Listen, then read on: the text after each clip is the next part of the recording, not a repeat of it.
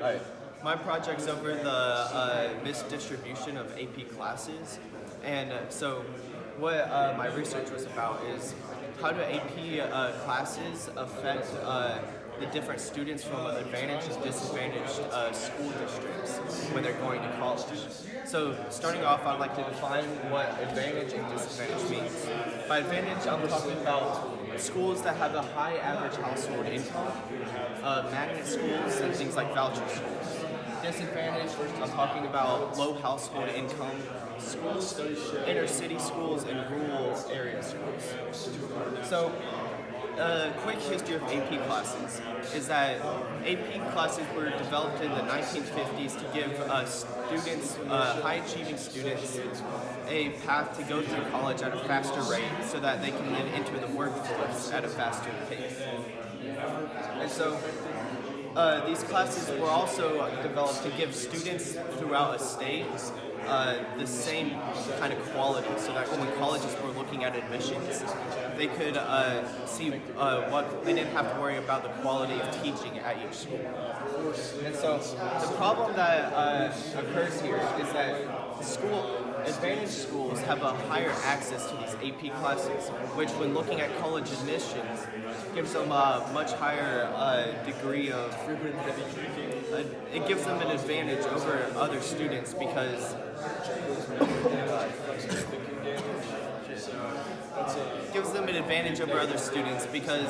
the colleges see those as hard-working classes that require a lot of intelligence and work to get good grades in. And so when a student has double the amount of AP classes than the disadvantaged students, that means that these students are disadvantaged because they haven't learned as much or they haven't had the same degree of teaching as the advantaged students.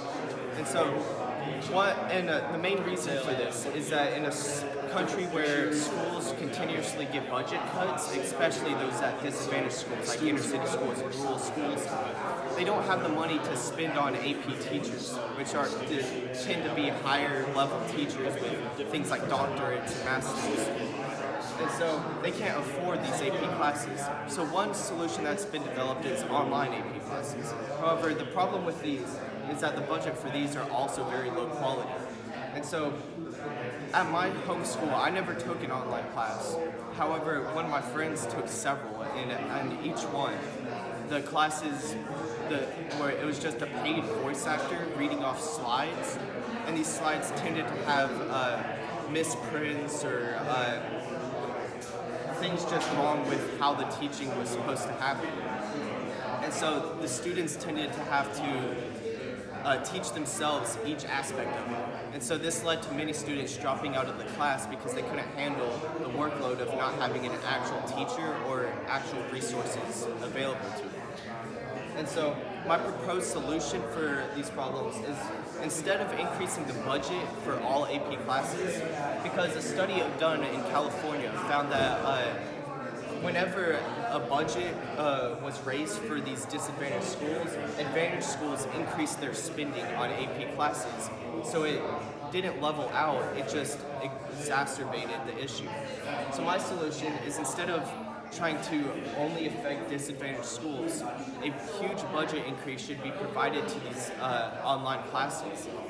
And so my solution for that is to hire AP teachers that their sole purpose is to work for online classes. And so each teacher would have like their own couple districts of online students, so they could individually interact with them, and they wouldn't have to worry about their own classrooms.